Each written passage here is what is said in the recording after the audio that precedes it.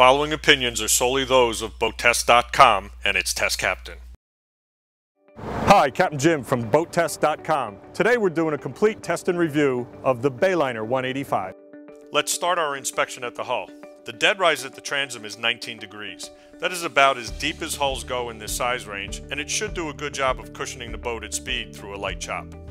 Note the sharp V bow entry, the lifting strakes running the length of the hull, and the reverse chine. The chine measures a full 3 inches at midship. When the boat was fully up on plane, it cut through the waves, and the chines were effective at knocking down the spray and keeping the boat dry. The reverse chine deflects spray downward, further increases stability at slow speed, and bites into the water during turns. Turning our attention to the cockpit, we see that the cockpit seating had the optional 2 matching swivel bucket seats. These seats will come around 180 degrees to provide a clear view of all the activities off the stern. These seats have a padded bolster. The padding on the seats is comfortable, and the double stitching all around the seat should make it durable. Bayliner's beam forward design has given this boat a roomy cockpit for a boat this size with a 7-foot 7-inch beam. The average depth of the cockpit is 33.5 inches, which is good for a boat this size.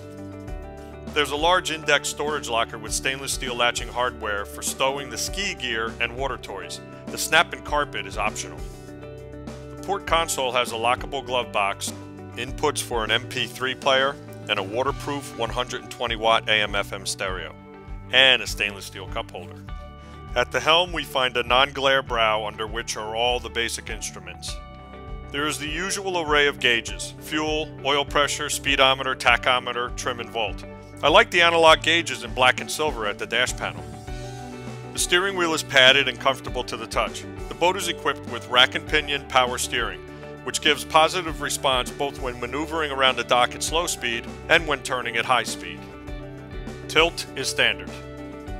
This boat was equipped with the optional carbureted Merc Cruiser 4.3-liter TKS with 190 horsepower.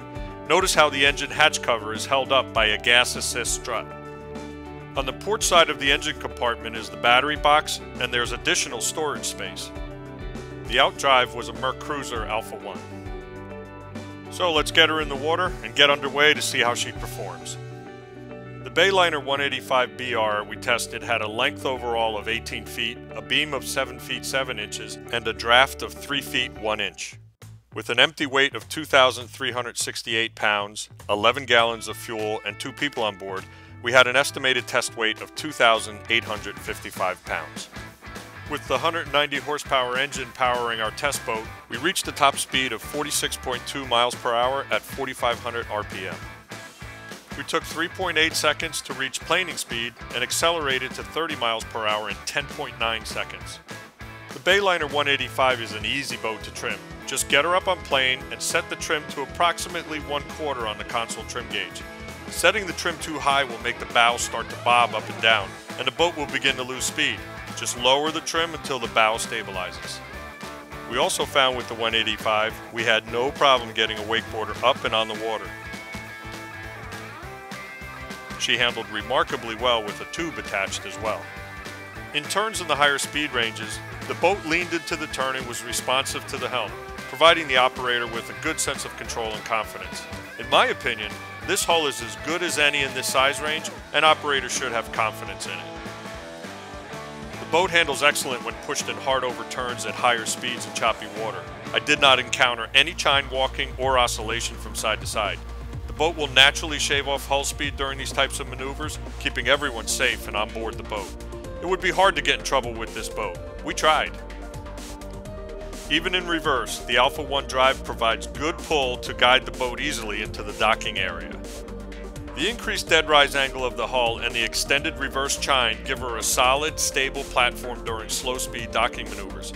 From any angle, it was easy to approach the dock with confidence and control.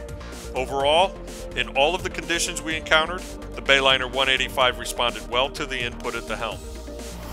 And that's my detailed test and review of the Bayliner 185 for BoatTest.com. I'm Captain Jim. We'll see you on the next one.